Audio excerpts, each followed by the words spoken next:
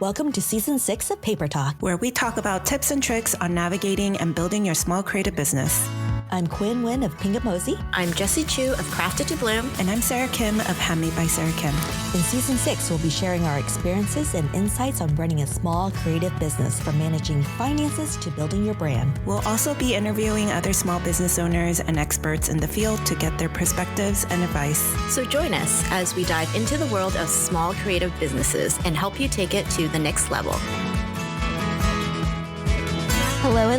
Welcome back to another episode of Paper Talk. This week, we are introducing you to Dr. Ellen Wong. I actually ended up meeting Ellen at Mike Kim Mastermind, and we met last year at a conference that he held for all his mastermind group over in Nashville. And I met Ellen, heard her speak, and was so impressed by her. I wanted to bring her into your world because her topic is happiness. And I think every single one of us is always searching for our optimum happiness and also figuring what is happiness. So Ellen, welcome to our show.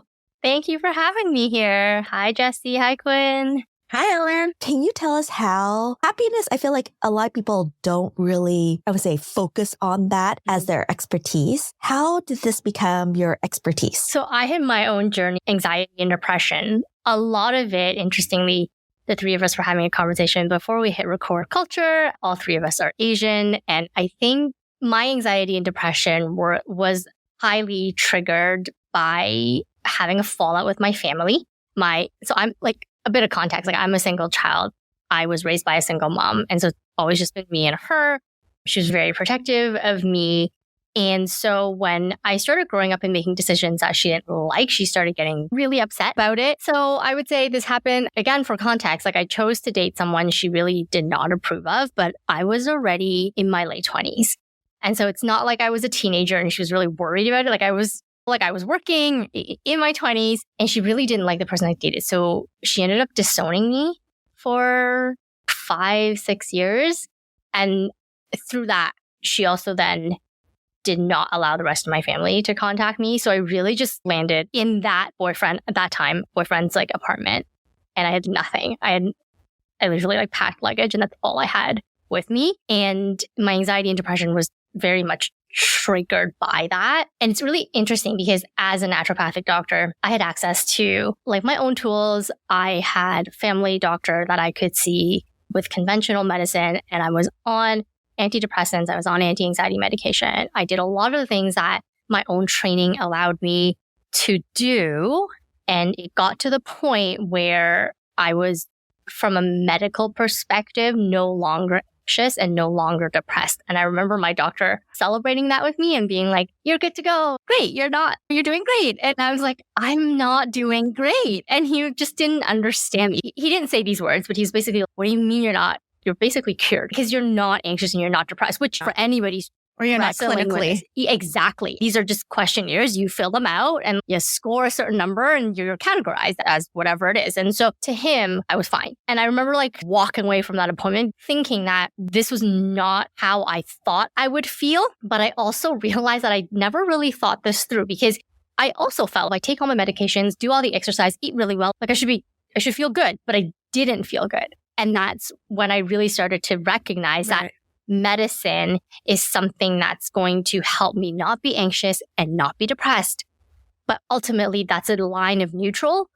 And for the most part, as humans, we want more than neutral. We want to feel positive. We want to feel happy. We want to live a joyful life. Even though these aren't words that we think about every day, I think we understand that there is a feeling associated with that. And that's what we want to feel. And that's when I realized I was going to have to do some more deep dives to understand what it actually means to be happy. And again, remember at the beginning, I said, when you lose your family and then you realize, okay, I have nothing. It's what if I never reunite with them? I still have to live my life. And I'm not going to let myself live anxious and depressed for the rest of my life. I'm not even going to let myself live neutral for the rest of my life. I actually still want to live happily. So if I didn't have my family, what does that mean? And how am I going to figure that happiness out? And so from there became my backgrounds in research. And so I did a lot of like academic research on happiness and what that meant. And then I realized that there was these countries that were ranked happiest in the world.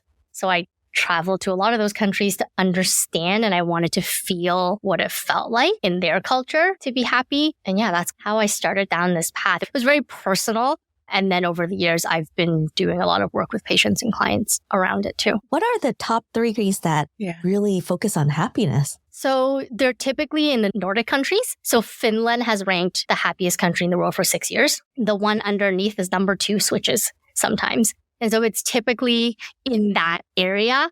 The one that doesn't rank as high, but was pivotal for me, was a country called Bhutan.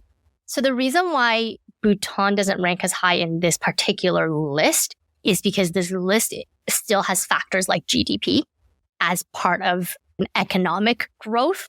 Mm-hmm. Bhutan has very much put their foot down around this and decided that GDP will never be something that they strive for. They developed their own measure called the Gross National Happiness Index, and they use that to measure the happiness of its citizens, and they make all their policies and decisions based on this index. And they are usually not high on that world ranking, but that's also because they developed their own way of thinking about it. And when I went to Bhutan and spent some time there, they really just do live a different life. It's very interesting how they set up their policies and what they do on a day-to-day basis. How did you pull that culture into your life to really exemplify happiness? From Bhutan? Yeah. Their index has some sort of things that you would assume would be on there, like health and education. Like their education is free, I believe, all the way up to university. One of the things that I thought was really interesting is they measure, as part of this index, they measure how much control you feel like you have over your use of time, which I thought was super interesting because it never occurred to me that would allow someone to be happy or not. So this is how it plays out in their world. When you go and visit Bhutan, you're given a tour guide. They don't have public transport there, so you can't Uber around, you can't rent a car and drive around. You also don't want to. They actually have no traffic lights in the entire country. Oh, wow. Yeah, they have one major intersection where there's one person there like directing traffic, and everything else, it's the one person that does this. I took a picture of them. The rest of the whole country is just, it's in the Himalayan mountains. So it's all mountainside driving. So you really actually don't want to be driving there if you don't know what you're doing, kind of thing. And so when you go there, you're given a tour guide. And I remember on the very bottom of this tour pamphlet that we got, there's this paragraph that just talked about how people are encouraged to use their time towards things that matter to them.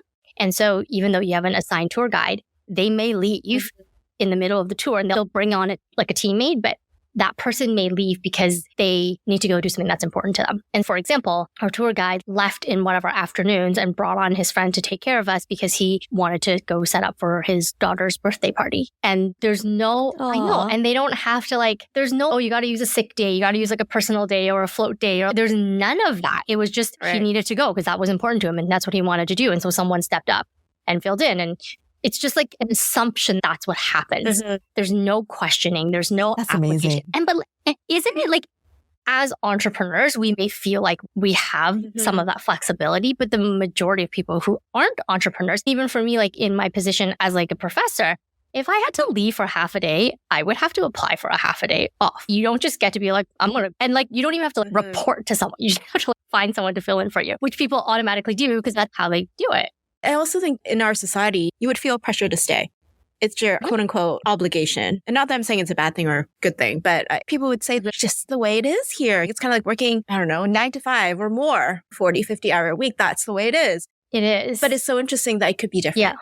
Right? Bhutan shows that it could be different. Your mentality could be different. What you don't want to do might not be a burden for other people. Other people will step up because it's reciprocal, right? It's a community. It sounds like it's more of a community way of livelihood as opposed to here where it's that's your job. You got to be here. You got to stay, which is really interesting. I think so. Because if you think of the actual like setup for this to happen, you have to have a group of people who are all willing to step in and not care that sometimes it's not quote unquote fair because maybe the person who steps in never needs that favor returned because maybe they don't have kids that they need to suddenly step away for, right? Like they don't have that mentality like, oh, I do it for you once. You have to do it for me once. And like, they don't do, oh, you've done this 5 times this year and I haven't done it at all. Like, they don't have that. They just, it is what it is. Like, you need to step aside. I'm going to step in for you.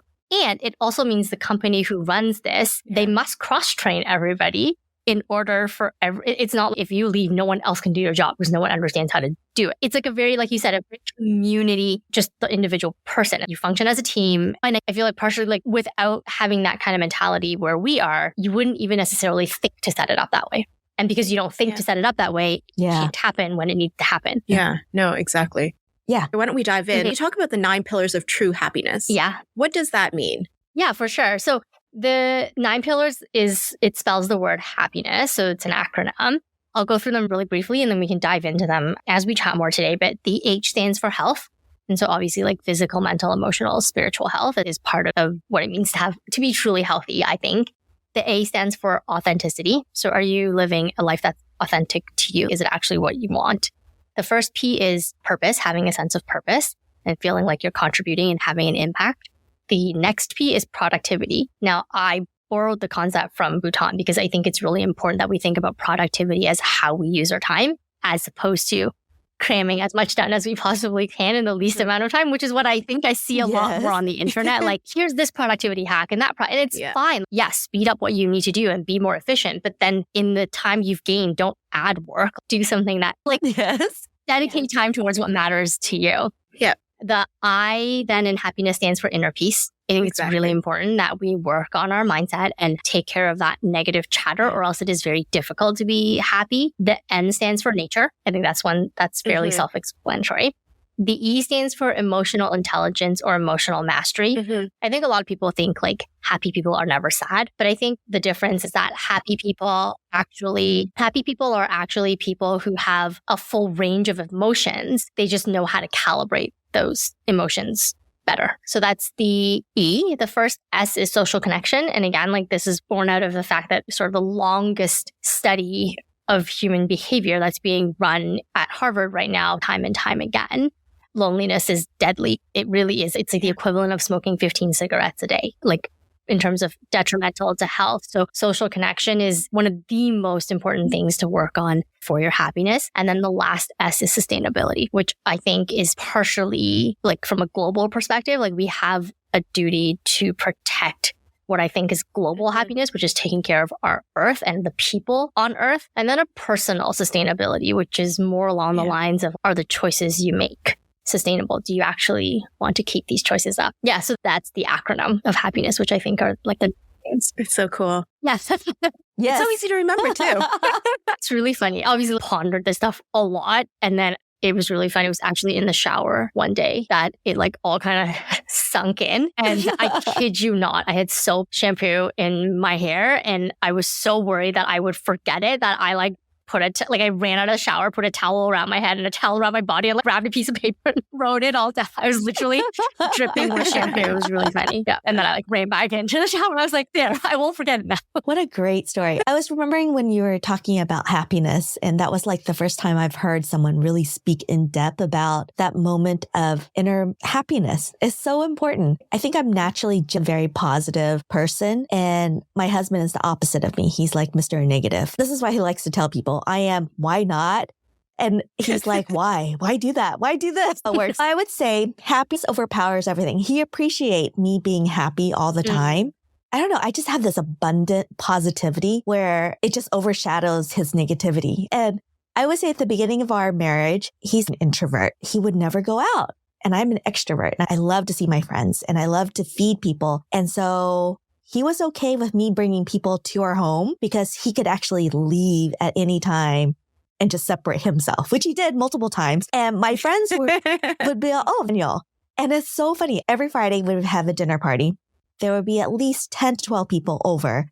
And I mean, we've all become good friends and there's great conversation. And then at some point, my husband's like, I'm done. He just moves over to the living room and then just does his own thing. And I'm just like, at least you should say something, excuse yourself or whatever. But nope, he just walks away. And I just roll my eye like, oh, Quinn, it's okay. It's just Daniel. I'm like, no, this is unacceptable. But over time, everyone just, takes it easy with pride. But we balance it out. But I would say I create my pockets of happiness. So I'm happy. And I just drag him along wherever I am. So funny. I think different people obviously need different levels of social connection. right? And I find this fascinating because do you remember a long time ago, not even that long, honestly, it wasn't that long, maybe like even 5 years ago, people were like, you got to meet people in real life and like internet doesn't count as friendship and like that. I think the pandemic, that was a very pushed and forced way of dealing with it. But I think over time, we've learned that there's different, like, sure, like seeing somebody in person and being able to have dinner parties and hugging them may be important, more important for some people. And for other people, like hanging out with friends and having Zoom conversations fills their cup enough. And I really want to point this out because I remember when I was dealing with anxiety and depression, a lot of people said to me like, oh, you need to go out and hang out with people because you're like, it's going to help you feel happier. And the problem is like when you're anxious and depressed, and I wanted to share this part of the story because I feel like when you're struggling with your mental health, like the advice is theoretically helpful, but sometimes it's very overwhelming. Like when I was anxious, I couldn't leave the house. It was so overwhelming to leave the house and be stimulated with like loud noises from everybody talking. And then when you're depressed, I didn't want to open up. I didn't want to go to a dinner party or like even dinner with my friends and have someone be like, so how are you doing? And then I wasn't going to verbal diarrhea all over them about how I'm doing. But then if I kept saying, oh, I'm fine and pretended to smile, then it would just feel so fake. At that point in my life, the best I could do was internet connection, like a quick Zoom or maybe messaging and commenting on people's posts and they wrote back. That was all I could do. If anybody's listening to this and you're in that situation, I want you to know that's okay too. You are allowed to do as much social connection as you need. And it's fine. There's no, you must see people in person and that's the only way you're going to be happy or feel good. You just got to give yourself a lot of grace and do what you can. And it's interesting that we also know that even as simple as like smiling at someone on the street and making eye contact also in your brain counts as a type of social connection. And so they've done studies where they had people in college like walk across the campus and just smile at everyone that day versus people who just went along and like was a control group that didn't act differently. The people who smiled at strangers still felt happier at the end of it. Doesn't have to be one specific way. And the other, I'm tooting my own horn now, but like the other thing I really like about these pillars is that let's say social connection is not something you can work on right now for whatever reason. Whatever it is, like, that's not the pillar you can focus on. There's 8 other you can choose from. It doesn't have to be like for all the overachievers listening to this, you can't score perfect in all 9 of the pillars. That's not the point, right? The point is like, these are 9 things you can consider. Which one do you want to focus on and which one do you have the energy and the bandwidth to focus on? Because sometimes one of them just isn't doable and that's okay. I think giving yourself permission and grace to accept what you can handle and absorb and release to people around you is so important. And I would say my husband's very confident and he has that ability to like, okay, I'm done, just walk away. And he just lets me do my own thing, which is nice because he knows I need a little bit more than he does. And he gives me the range to actually go do it. I think part of what you're saying is like, you've both accepted each other exactly the way the other person is, which is, I think, key to any relationship, friendship or otherwise, but especially like partner relationships. I think that's what makes a happy relationship is one where you're not trying to change the other person because you can't. And that ends up building up to like resentment and anger and all that kind of stuff. If you can find a way to truly accept the other person for everything they are, then you truly love them. And I think that becomes a very solid, happy relationship. I do want to train him to pick up his socks everywhere and around the house. I don't stand this man. Everywhere I look, socks everywhere. In the garage, in the front door, underneath the dining room table. It's okay. The other day I asked my husband, I was like, why is it that every flat surface you have access to, you have to put something on? I don't understand. I'm like, his drawers are half empty because his clothes are on top of his drawers. I'm like, that is not the purpose of the drawer. If you just wanted a basket, we could just gotten you a basket. I don't understand what is happening here. I don't get it. And like, he has a table and all the papers are just next to him on the table. I'm like, do you need those papers? Like, do you want to file them? Like, you have filing space. And I'll get to it. I'm like, every surface, whereas like my desk is like almost empty. There's one notebook, one key. There's like almost, and it's just, again, it's really hilarious. So here's the thing. It's like, I have to resist the temptation to go clean up his stuff because it's not my stuff and it's not my stuff to clean. And so I've just decided we need separate spaces. I was like, all right. So as we figure out where we're going to move to our next home, I'm like, we're just going to get a separate office. You can work wherever you want. I want my own office and you can't come into my office. My office will be clean and clutter free. And this is my space. You cannot come in here and put things on my surfaces. Okay. So important. Well, there'll be less conflict for sure. Okay. I have another question for the both of you. I know that you guys have an amazing job. You are both mothers to little kids. And I was talking to some friends and they were talking about how when they were having kids that they kind of lost their identity as a female that had a job, who had circles of friends. But when you have kids, your kids' friends' mom become your friends. How do you focus and balance the happiness of finding your own identity and being an awesome mom who wants to look out for their kids and make sure that their kids' friends are what you want to have in your circle? Jessie, you go first. Yeah, it's a really good question. I think a couple years ago when Killian was like 1 and he was struggling with all the allergies and stuff, I think I was struggling with this. Remember? I was really trying to balance my artistic life with my mom life. And I think having the second was such a change from the first for me that I really thought, wow, like this is my life. Am I only a mom? Like, where's the rest of me? And I think when you're deep in it, you lose it. You do. And I think it's inevitable because there's this little being that that needs you. And that's okay. I think it's completely okay until you want to do something else. And then you feel like, wait, like, who am I? And I think it took time for me to get back into the groove, so to speak, to stop wearing those mom clothes, to start feeling like I'm a whole person and the child is that they're outside of my body. Like I'm not them. They're not me. And we're not together.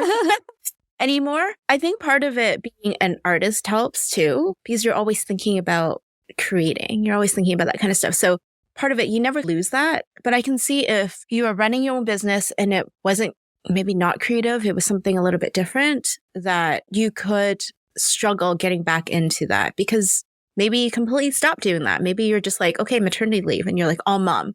You're like all in completely. I think to some extent, my art helped me. I think bring me back to who I am because that is you, right? You're the art. You're the, that's the why. And so to some extent, it did help with that. But a lot of it was time. That was the thing that made me struggle the most. It was time management. I felt like I never had time to do my own thing. And this is why I always tell people the second one, like with the first one, it's either the child or you, which is fine. The child can eat, the child can play, the child can sleep, and then it's time for you. With the second one, I don't know how people do it with third and fourth and whatnot. With the second one, if it's not one, it's the other. And if it's not the other, it's you. And it's never you. With the third, you're never there. Like you've already accepted the fact that it's not you. So that's why research has shown third is not as bad as the second. But with the second, you still have this expectation that, okay, I did it the first time. I can do this the second time. No problem. No, with the second, it's never you. And that's when I felt like I lost myself because I never had my own time. Like it's not even time. It's time as in sleeping or napping or just like sitting in the washroom and just being alone. There was never alone time. And for some people who are more introverted, perhaps, that might be like one of their key pillars of happiness is having that no social connection. I just need to go back to myself. I think it is important knowing like, what is happiness to you? What does that mean? Because that's so much related to your identity, right? And knowing what you need in order to feel like yourself and be happy with where you are right now, being present. So for me, it was actually the time, not having that alone time, not having time to create for me or be me, or not even be me, just being like away from kids. I felt like I was losing myself. So it took time. For me, the reality is I am the primary caregiver. There's no way they can't be without me. So it did take time. It took time for Killian to grow up, to be more independent. It took time for me to give myself more grace, to be like, you know what? It's okay. Life is transient, right? Things change. This is not going to be forever. So look on the bright side that, they want me right now. It's fine. I can give myself away right now. In time, I'm going to slowly get back my identity. And hopefully with art, that will help as well. I don't know. For me, it was really just time and literally telling my husband, like, I just need to go and do this by myself for an hour. Can you just watch the kids? And then you come back and you're like, oh, hey, you feel more like yourself. So I have one and she's 3 right now at the time of this recording, 3.5. And I have decided that I reserve the right to change my mind, but I've decided I'm only going to have one. We're not having another one. And I agree with what you're saying, Jessie. I think time is one of those things, pretty much the only non-renewable resource that we have. It's gone, it's gone. Time is definitely very different now that I have a little one because, like I said earlier, like I want to spend time with my little one. I don't necessarily want to be working at night or whatever it is. I think the way I looked at, and this is the really interesting thing for me with losing identity and all that kind of stuff. I was, as I shared, anxious and depressed before, which meant that I was at a much higher risk of postpartum depression. So when I had her, actually before I gave birth, I made my husband sit down and read all the signs and symptoms of postpartum anxiety and postpartum depression. It's like, you need to know what it's going to look like if this happens to me, and how are we going to deal with it if it comes up. And so it did. Like I was quite, I was pretty depressed for the first 6 months. She was also born, and then shortly thereafter, our city shut down because of the pandemic. So we didn't, obviously it takes a village. We had no village because there was nobody who could visit us. We couldn't drop her off at daycare. We couldn't hire babysitters. My family, there's older people in it, so we didn't want them to come. Anyways, it was just lots of reasons, but we felt very alone. What I learned during that time was that, in all honesty, the first year, you just lose yourself. You're sleep deprived.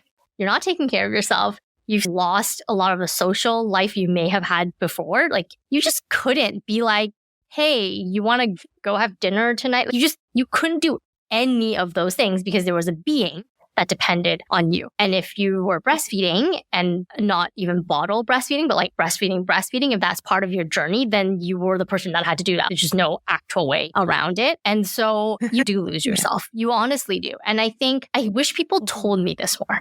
I actually wish like someone had said to me that this was going to happen, and if you still want to sign up for it, then go for it, kind of thing. Because there's actually, I don't know that there's a way around it. I really don't. Unless you are very fortunate and you can hire help and have someone there for you all the time. But even if you did, unless you also happen to have someone with you at nighttime, if you are the one breastfeeding, you're waking up at night with this child. Like, I'm actually not sure how else we're supposed to do this. And so you really just lose yourself for a bit. The interesting thing though, I think, is that there's a couple of things. Like, I feel like if you really feel like you lose yourself that time, when you do start gaining the perspective and the time back, I think that's beautiful, because you actually have a chance to reinvent yourself. You actually had a chance to like full on reset, and now you get to decide what from that old life you still want to carry forward. The habits that served you then may not serve you now. And that's okay. You now get a chance to recreate some things that work better for you. I think sometimes it's like we feel like, oh, like we want to do all the things and go back to that life you had before. It may not be possible for the next 5-6 years. So of what you had, what did you like? What do you want to bring back? And if you wanted to add new things, here's your time to try. You just literally have a reset. And I think that part to me has been helpful in shifting my mindset around this loss of independence, because I was a very independent person before. And now I feel like I don't have access to that, because I can't literally just get up and go somewhere and just be like, hey, to my husband, be like, I've decided I'm going out tonight. Like, I can't actually, I could, he could take care of her, but there's just an added layer that you have to think about. And so I do the same thing, Jessie. Like, sometimes I actually am someone who needs a lot of alone time. And so every once in a while, like, my husband will just take her out for a day. And I'm like, excellent. I just need a day. Like, I need to reset and like, just be in quiet and be in peace and like just have quiet around me, because even if I'm not directly interacting with my toddler, there's no quiet. There's always something. There's always like they need something or like whatever. And so I think there's that.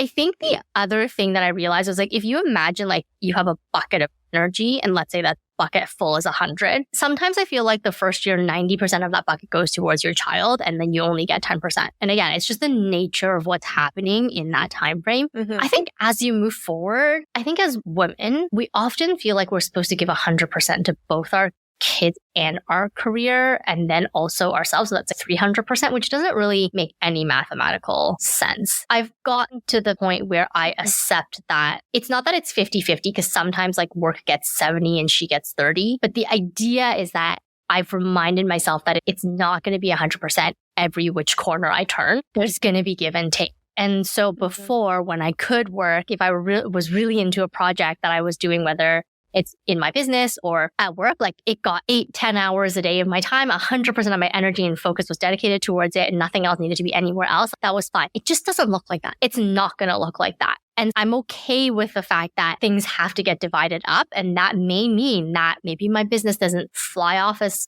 quickly as I would like it to. But in return, I have a beautiful human being that I enjoy spending time with, right? And so it's just like, I remember this quote, I don't remember who said it, but it's basically like all source of unhappiness comes from wishing things being different than they actually can be. And I think there's a lot of truth to that. It's not accept it and feel defeated. It's like, I accept that this is where things are for me. So how do I make the best of it? And like genuinely be okay with it. My business will not grow as fast as if I didn't have a child. That is a fact. I'm not resentful of my child. This is the season that I am in right now. It is what it is. And I'm going to take the beauty of both the business growing at the pace it needs to be and then spending time with my daughter. Yeah, it's so true. Resentment is a big one. It's inevitable that it might happen, especially when you're used to doing your own thing, right? Resenting that you have to spend time with this little child when all you want to do is, I don't know, make flowers. All you want to do is spend time with your friends or whatnot. Usually it's making flowers or like doing art of some sort. Yeah, it does take acceptance, but there are strategies you can also put into place, right? Like practical ones, because sometimes, yes, it's reframing it in your mind, but that takes time as well. And then the strategies help you do it in a practical way where it's, from this time to this time, that's it. Just don't think about it. This is my kids' time. I pick them up. I spend an hour or two with them, and then I go back to do my own thing.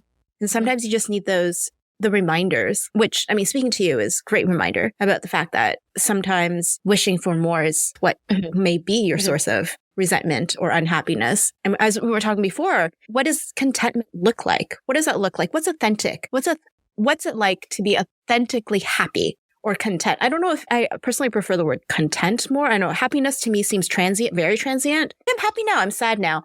That's what we learn in school, right? Are you happy? Are you sad? But being content, like truly content in where you are in life now, which might change, obviously. But how do we get there? And I think that looks different for every single person too, on their track of life, where they were educated, how they grew up, what their parents taught them. I mean, it could be different from person to person. So your definition of contentment is different for yourself versus for myself. Because I'm remembering when I was your age, Jessie, it was very much a moment of growth for me. And that's where I found contentment. And as I'm approaching another decade of a new age, I'm also thinking, how can I not grow so much, but also be content with what I have and just be more intentional about my contentment and carving that time out. I think that's so important. Yeah. And I think what you're saying really speaks to a couple of the pillars. Like the one is authenticity. Like you have to actually understand what it is that you actually want in your life. There's a lot of building for the sake of building and growing for the sake of growing. And is that actually meant for you? Do you actually want that? I think that's really important. And I think it's like slowing down, taking a pause and moving away from that like autopilot of this is just what I'm doing. So if I hit this goal, then the next goal is supposed to be this. You just actually have to, what does make you happy? What do you actually want? And then not to be afraid of the answers that you come up with. Because sometimes we're like, oh, that's so different. Oh, but what other people think of me? And then we shut them down. But maybe if that's what you actually want for yourself, then that's what's going to make you the most happy. And I think again, like what you were saying, Jessie, like this idea of contentment, like I think it's almost if you go through the 9 pillars and you're attending to them, you will feel content. There's no other outcome that is possible because you're living your authentic life. You have that sense of inner peace. You're working on moving through emotions and like all that kind of stuff. Like of course, you 100% will feel content. And so I think it comes back down to honoring those pillars and the role that they are playing in your life. I think it's really important to be honest with yourself about what it is that you actually want. What about for my parents are in retirement, and I've heard so many stories of people, one, divorcing once they hit retirement because they realize they don't know each other. But also for 60 years of your life, you know where your journey is going to go. Perhaps your direction. Maybe you've been working all your life. How would someone find, I don't know, can they find happiness after retirement or when their identity shifts so significantly? The answer to that lies in the fact that your happiness had to be a part of your journey. It's very difficult to spend 60 years not honoring your own happiness and not honoring your authentic self and what it means to you, and then suddenly hope that it's there after we retire, which I think is what happens for a lot of people. You work and you save all this money, and then you're like, I'm retired. I'm supposed to be happy. And then they're not. Yeah. They're not happy because they've lost their, right? They've lost their sense of self. Yeah. They're now empty nesters. Yeah. So they found their happiness in their kids' achievements. Yeah. And so now that their kids are somewhere else, they don't have that. Their kids were a source of distraction for the issues that was going on in their own relationship. Because that's often what happens is like you externalize the issue and you work on the kids, but then you don't think about the person that you're chosen to spend your life with, if that's the scenario what we're going with. And so again, back to that idea of productivity, of taking the time to spend it on who matters. Like, I think it's really important that parents spend time with each other and not just with the kids, because you can't lose sight of the fact that this is the person that you're going to retire and spend the rest of your days with. What does that look like for you? Of course, you don't want to spend it with a stranger, because that's what it feels like if you haven't communicated in 60 years and then all of a sudden you're staring at each other and you're like, oh, there's nothing else to talk about. Of course it's going to happen. And so the happiness doesn't come at like the day you decide you're going to retire and wake up and not have to go to work. The happiness came because you chose it to be a part of your journey the entire time. And so now it's just a matter of, now I don't have to clock into work. What would I like to spend that time on instead? What would be your advice for someone who did have that hope, who spent their life doing a job that they never loved? Not that they were unhappy, but it was like in the previous generation, like our parents, a lot of them worked 50 years in the same company. There's comfort in that. I'm not saying that they didn't love it. They probably didn't, but didn't hate it. They didn't hate it enough to leave, but there's comfort in that. What would be your advice for someone who did retire yesterday and now they're like, the world's an oyster for me, but I still feel aimless? You can sense of purpose, right? Your purpose is something that you get to decide. And so that might be a very hard conversation to have, because we haven't had that conversation with our own self for a very long time.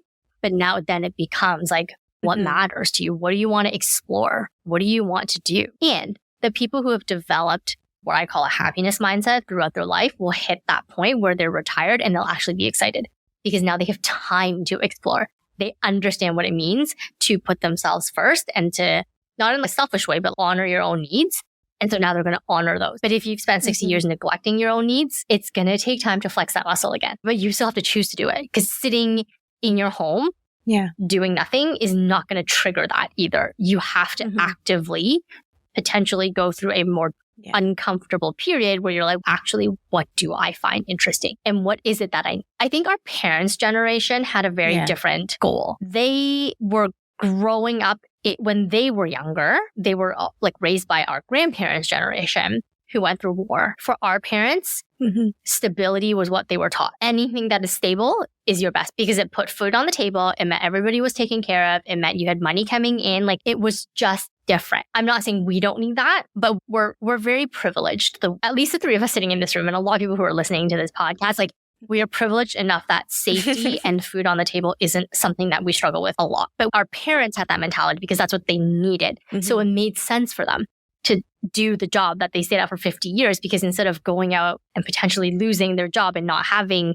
food on the table and money coming in, it was the safest thing for the family that you just stayed at your job and did that's the mentality they grew up. We are just in a different season. Like, our generation is different now. And so we just have to be mindful. Like, sometimes taking on that mindset is helpful, and sometimes you have to move through that mindset and decide again, like, what is it that is important for you? One of the pieces of research around this is that there's like these top 5 regrets of the dying. And it's a nurse who started the study. She basically, I think she's a palliative care nurse, and she just started interviewing people who were dying soon and published this paper, which has since been replicated in all sorts of different settings. But the idea is like 2 out of 5 of those top regrets of people dying were, I wish I didn't work so hard and I wish I let myself be happier. I think that's really powerful, because then you sit there and you're like, why am I working 80 hours? Oh, like, why am I doing that? But actually, why? Because if you actually think about it, people could be like, oh, because I don't know, like, I'm going to get my next promotion. Okay, but actually why? And when you ask yourself that tough question, then you start to come up with answers. Okay, because I want to take this money and do what with it? You actually have to sit down and ask yourself those hard questions and examine what it is that's your motivation behind all of this. If that many people wish they didn't work so hard and that many people wish they were happier, I feel like we should start attending to these needs earlier on. And I think this is related to the whole conversation we've been having since we started, but I want to work hard.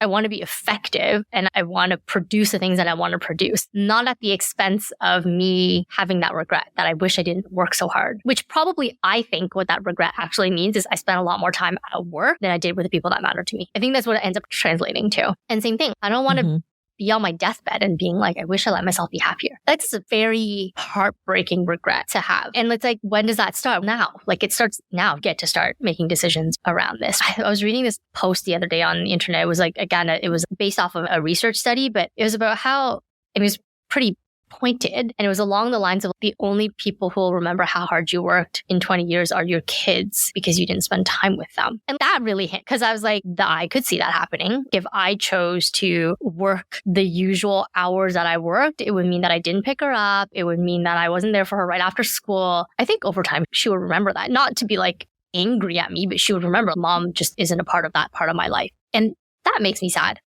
I don't want that. And so there's obvious, again, sometimes it's 70-30, sometimes it's 50-50, right? It depends. But if there's something that's really important that I need to be doing, I really try and pick her up every day if I can. And I want to spend that time with her after school because I want her to know that like I missed her and that I'm being present with her as she's telling me about her day in her 3.5-year-old way, which generally doesn't make any sense what she's saying, but it doesn't matter. The point is like, she's telling me a story about what's happening during her day. And I want her to feel like this matters to my mom. You know, it's so interesting. I'm an immigrant and so is Jessie and so is Ellen. My parents and my older sister and I escaped from Vietnam because of the war. And we came to the United States with practically nothing. My parents could not speak English.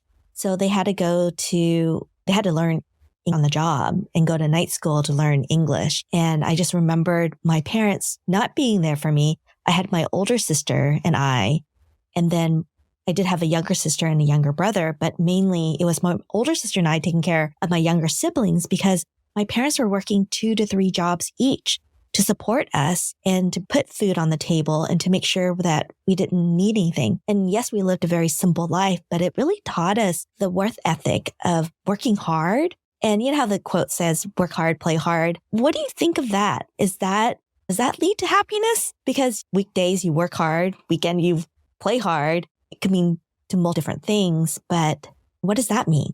How did people carry that quote in their life? I have this like anti-hustle belief. I don't know how to express this. I feel like I would not use the word hard. Does that mean like inherently to me, like as soon as I hear that, I totally understand what it's trying to say, but I almost feel like I don't want to go hard at anything. Hard feels like there's a lot of tension and I'm banging my head against the wall equally in 2 different realms. I just want to be very intentional. It doesn't have to be hard or does that make sense? It's like I almost feel like I can't take on that quotation, even though I understand what it's saying. I just want to be intentional.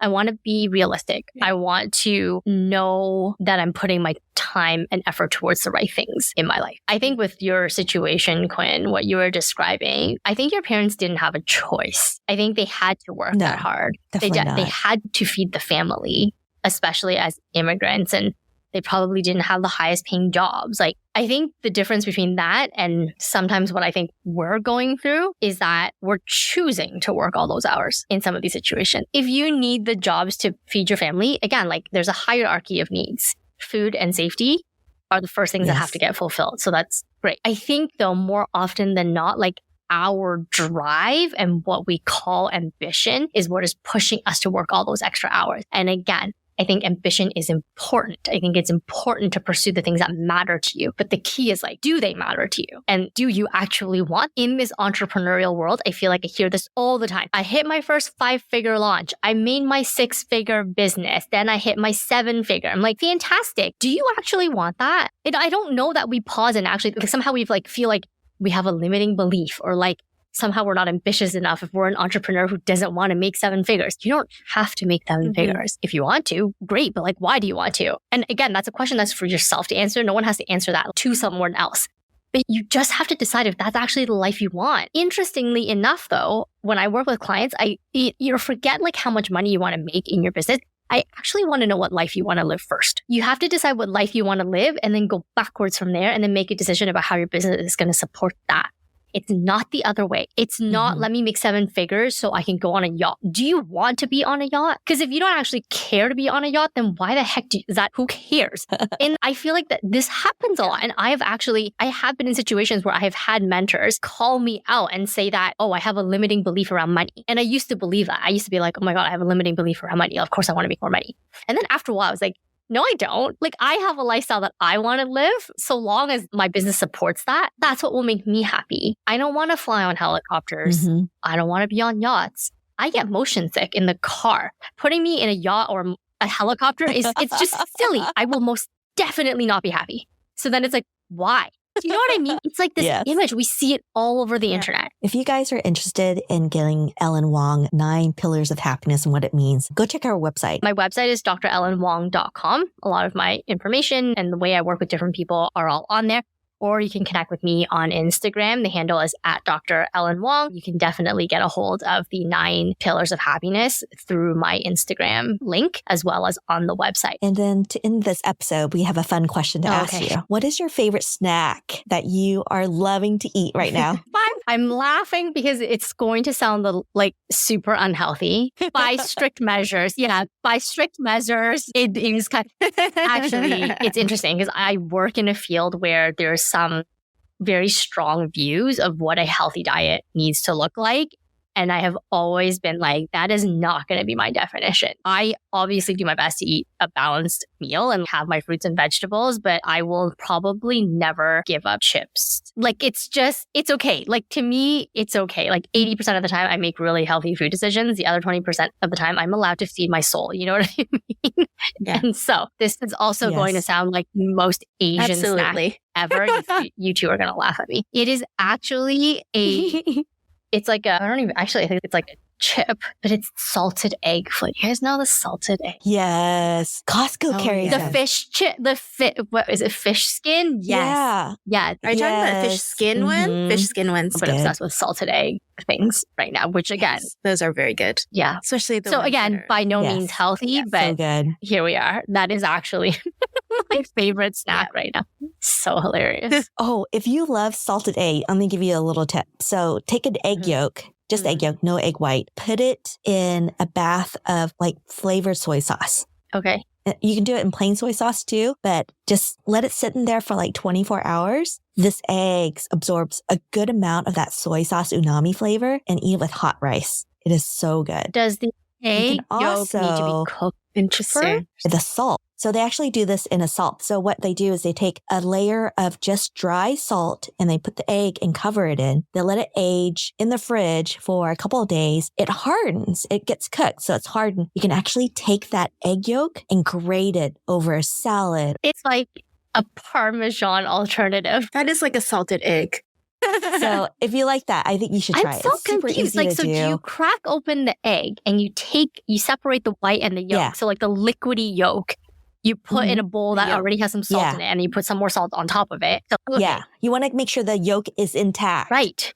And then you just cure it in the fridge. You can add rosemary. You can add sage. You can add whatever herbs you want into the salt.